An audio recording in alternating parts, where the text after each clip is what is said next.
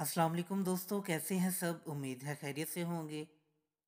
तो दोस्तों, आज हम बात करेंगे जुल्फ़िकार अली भुट्टो के बारे में और जानेंगे कि इनके आखिरी अयाम कैसे गुजरे, जो कि नहायत दर्दनाक और दिल सोज थे। जानने के लिए वीडियो को एंड तक देखें और जिन्होंने मेरा चैनल सब्सक्राइब नहीं किया वो ज़रूर करें, ताकि इसी तरह हिस्ट्री से मुतल्लिक आपके नॉलेज में इजाफा होता रहे। तो चलिए दोस्तों, वीडियो शुरू करते हैं।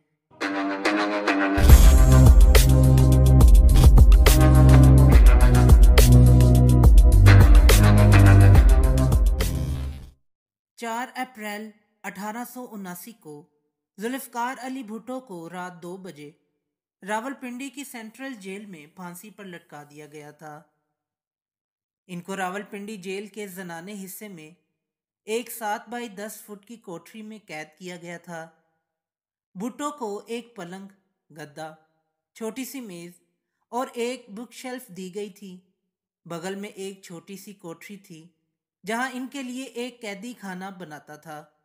हर 10 दिन बाद वो कैदी बदल दिया जाता था ताकि इसे भुट्टो से उनसियत न हो जाए। कभी कभी भुट्टो के दोस्त और दांतों के मशहूर डॉक्टर नियाजी इनके लिए खाना भेजा करते थे।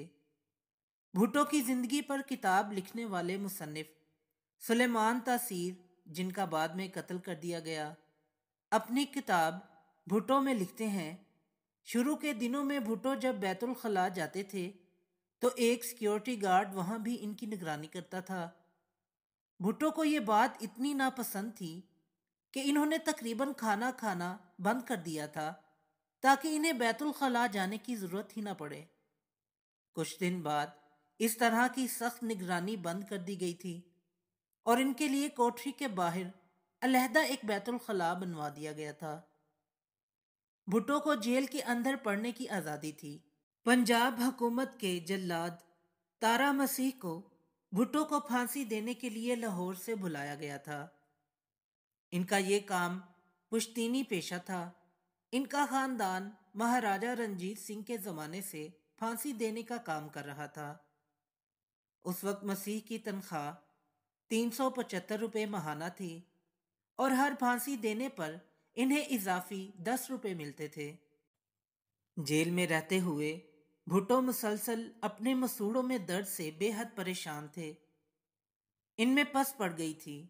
भुट्टो को लगता था कि इन्हें फांसी नहीं हो सकती। एक बार जब जेल के अंदर डॉक्टर नियाजी एक लालटेन की रोशनी में इनके दांतों का मुआयना कर रहे थे तो भुट्टो ने इनके साथ मजाक किया, तुम भी मेरी तरह से बदकिस्मत हो। तुम्हारे क्लिनिक में एक हसीन लड़की तुम्हारी मदद कर रही होती है और यहाँ मदद करने के लिए एक कैदी मिला है। बेनज़ीर भुट्टो 2 अप्रैल 1979 की सुबह अपने बिस्तर में लेटी हुई थी। तभी अचानक इनकी वालिदा नुसरत भुट्टो कमरे में ये कहते हुए दाखिल हुई, पिंकी, घर के बाहर जो फौजी हैं वो कह रहे हैं हम दोनों को आज ही तुम्हारे वालिद से मुलाकात करने जाना पड़ेगा। इसका क्या मतलब है? बेनज़ीर अपने सवाने उम्री डॉटर ऑफ द ईस्ट में लिखती हैं, मुझे मालूम था कि इसका क्या मतलब है। मेरी वालदा को भी मालूम था, लेकिन हम दोनों इसको कबूल नहीं कर पा रहे थे। इसका एक ही मतलब था कि ज़ियाउल हक मेरे वालिद का कत्ल करने को तैयार हैं। नुसरत भुट्टो और बेनज़ीर भुट्टो को एक शेवलेट कार में रावलपिंडी जेल लाया गया। तलाशी के बाद इन्हें भुट्टो के सामने ले जाया गया। इनके दरमियान 5 फुट की दूरी रखी गई। बेनज़ीर लिखती हैं, मेरे वालिद ने पूछा था कि घर वालों से मुलाकात के लिए इन्हें कितना वक्त दिया गया है। जवाब आया, आधा घंटा। मेरे वालिद ने कहा कि लेकिन जेल के कवानीन के मुताबिक फांसी से पहले खानदान वालों से मुलाकात के लिए 1 घंटा मिलता है। लेकिन अहलकार ने जवाब दिया कि मुझे ऐसी ही हदायत मौसूल हुई है कि आपको सिर्फ आधा घंटा दिया जाए। वो ज़मीन पर एक गद्दे पर बैठे थे क्योंकि इनकी कोठरी से मेज़, कुर्सी और पलंग हटा दिए गए थे। बेनज़ीर मजीद लिखती हैं, इन्होंने मेरी लाई हुई किताबें और मैगज़ीन मुझे वापस कर दी। मेरे वालिद ने मुझसे कहा था کہ میں نہیں چاہتا کہ میرے مرنے کے بعد وہ لوگ انہیں ہاتھ لگائیں۔ انہوں نے مجھے ان کے وکیل کے دیے ہوئے کچھ سگار بھی واپس کیے۔ وہ کہہ رہے تھے کہ شام کے لیے میں نے ایک سگار بچا کر رکھا ہے۔ انہوں نے شالیمار کو لون کی ایک شیشی بھی اپنے پاس رکھی تھی۔ وہ مجھے اپنی شادی کی انگوٹھی دے رہے تھے، لیکن میری والدہ نے انہیں روک دیا۔ اس پر انہوں نے کہا ابھی تو میں اسے پہن لیتا ہوں، لیکن بعد میں اسے بے نظیر کو دے دیا جائے۔ تھوڑی دیر بعد جیلر نے آ کر کہا کہ ملاقات کا وقت ختم ہو گیا ہے۔ بے نظیر نے کہا کہ کوٹری کو کھولیے، میں اپنے والد کو گلے لگانا چاہتی ہوں، لیکن جیلر نے اس کی اجازت نہیں دی۔ بے نظیر مزید لکھتی ہیں، میں نے کہا پلیز میرے والد پاکستان کے منتخب وزیر اعظم ہیں اور میں ان کی بیٹی ہوں، یہ میری آخری ملاقات ہے اور مجھے ان کو گلے لگانے کا حق ہے، لیکن جیلر نے صاف انکار کر دیا۔ میں نے کہا گڈ بائے پاپا۔ میری والدہ نے سلاخوں کے درمیان ہاتھ بڑھا کر میرے والد کے ہاتھ کو چھوا۔ ہم دونوں تیزی سے باہر کی جانب نکلے۔ میں پیچھے مڑ کر دیکھنا چاہتی تھی، لیکن میری ہمت جواب دے گئی۔ جیل سپرنٹینڈنٹ یار محمد نے انہیں کالا وارنٹ پڑھ کر سنایا، جسے انہوں نے چپ چاپ سنا۔ بھٹو نے کوٹری کے باہر کھڑے گارڈ کو بلایا اور ڈپٹی سپرنٹینڈنٹ سے کہا کہ مرنے کے بعد میری گھڑی اس کو دے دی جائے۔ 8:05 پر بھٹو نے اپنے ہیلپر عبد الرحمان سے کافی لانے کے لیے کہا۔ انہوں نے رحمان سے کہا کہ اگر میں نے تمہارے ساتھ کوئی بدسلوکی کی ہو تو اس کے لیے مجھے معاف کر دینا۔ سپریم کورٹ کی جانب سے ان کی رحم کی اپیل مسترد کیے جانے کے بعد ان کا ریزر اس لیے واپس لے لیا گیا کہ کہیں وہ اس سے خودکشی نہ کر لیں۔ سلمان ترسیل لکھتے ہیں، بھٹو نے کہا مجھے داڑھی بنانے کی اجازت دی جائے، میں مولوی کی طرح اس دنیا سے نہیں جانا چاہتا۔ 9:55 پر انہوں نے اپنے دانتوں میں برش کیا، چہرہ دھویا اور بال بنائے۔ اس کے بعد وہ سونے چلے گئے۔ رات 1:30 انہیں اٹھایا گیا۔ وہ ہلکے بادامی رنگ کی شلوار قمیض پہنے ہوئے تھے۔ جیل اہلکاروں نے کپڑے تبدیل کرنے پر زور نہیں دیا۔ جب سیکیورٹی اہلکاروں نے ان کے ہاتھ پیچھے باندھنے کی کوشش کی تو انہوں نے اس کی مخالفت کی۔ آخر کار انہوں نے زبردستی ان کے ہاتھ رسی سے باندھ دیے۔ اس کے بعد انہیں ایک سٹریچر پر لٹا کر تقریباً 40 گز کی دوری تک لے جایا گیا۔ سلمان ترسیل مزید لکھتے ہیں، اس کے بعد بھٹو سٹریچر سے خود اتر گئے اور پھانسی کے پھندے تک خود چل کر گئے۔ جلاد نے ان کا چہرہ کالے کپڑے سے ڈھانپ دیا۔ ان کے پیر باندھ دیے گئے۔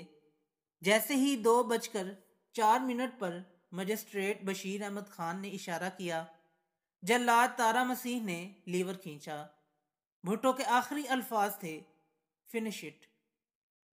35 منٹ بعد بھٹو کے مردہ جسم کو ایک سٹریچر پر رکھ دیا گیا۔ اس زمانے میں راولپنڈی سینٹرل جیل میں خفیہ اہلکار کرنل رفیع الدین اپنی کتاب بھٹو کے آخری 223 دن میں لکھتے ہیں، تھوڑی دیر بعد ایک خفیہ ایجنسی کے ایک فوٹوگرافر نے آ کر بھٹو کے پرائیویٹ پارٹس کی فوٹو اتاری۔ حکومت اس بات کی تصدیق کرنا چاہتی تھی کہ آیا بھٹو کی اسلامی طریقے سے ختنے بھی ہوئے ہیں یا نہیں۔ تصاویر اتارنے کے بعد اس بات میں کوئی شک نہیں رہا کہ بھٹو کے ختنے ہوئے تھے۔ بعد میں شیام بھاٹیا نے اپنی کتاب گڈ بائے شہزادی میں لکھا تھا کہ بے نظیر نے انہیں خود بتایا تھا کہ بھٹو کو موت کے بعد بھی اس بے عزتی سے گزرنا پڑا تھا۔ بے نظیر اپنی سوانح عمری میں لکھتی ہیں، ممی کی دی نیند کی گولیوں کے باوجود ٹھیک 2 بجے میری آنکھ کھل گئی اور میں زور سے چلائی، نو نو۔ میری سانس رک رہی تھی، جیسے کسی نے میرے گلے میں پھندا پہنا دیا ہو۔ پاپا پاپا، میرے منہ سے بس یہی نکل رہا تھا۔ سخت گرمی کے باوجود میرا پورا جسم کانپ رہا تھا۔ چند گھنٹوں کے بعد سینٹرل جیل کے اسسٹنٹ جیلر اس گھر میں گئے جہاں نصرت اور بے نظیر بھٹو کو نظر بند کیا گیا تھا۔ اسے ملتے ہی بے نظیر کے پہلے الفاظ تھے، ہم وزیر اعظم کے ساتھ چلنے کے لیے تیار ہیں۔ جیلر کا جواب تھا، انہیں تدفین کے لیے لے جایا جا چکا ہے۔ بے نظیر لکھتی ہیں، مجھے لگا جیسے کسی نے مجھے گھونسا مارا ہو۔ میں نے چلا کر کہا، آپ انہیں ان کے اہل خانہ کے بغیر تدفین کے لیے کیسے لے جا سکتے ہیں؟ بے نظیر لکھتی ہیں، اس نے مجھے پاپا کی شلوار قمیض دی جو پاپا نے مرنے سے پہلے پہن رکھی تھی۔ اس سے شالیمار کولون کی مہک ابھی تک آ رہی تھی۔ پھر اس نے ایک ٹفن باکس دیا جس میں انہیں گزشتہ 10 دنوں سے کھانا بھیجا جا رہا تھا جسے وہ کھا ہی نہیں رہے تھے۔ اس نے ان کا بستر اور چائے کا کپ بھی مجھے دیا۔ میں نے پوچھا، ان کی انگوٹھی کہاں ہے؟ جیلر نے پوچھا، ان کے پاس انگوٹھی بھی تھی کیا؟ پھر اس نے جھولے میں سے انگوٹھی تلاش کرنے کا ڈرامہ کیا اور پھر انگوٹھی مجھے پکڑا دی۔ وہ جیلر بار بار کہہ رہا تھا کہ ان کی آخرت بہت پرسکون تھی۔ میں نے سوچا، پھانسی بھی کیا کبھی پرسکون ہو سکتی ہے؟ بے نظیر کے خاندان کے ملازم بشیر کی نگاہ جیسے ہی بھٹو کی شلوار قمیض پر پڑی، وہ چلانے لگا، یا اللہ یا اللہ، انہوں نے ہمارے صاحب کو مار دیا۔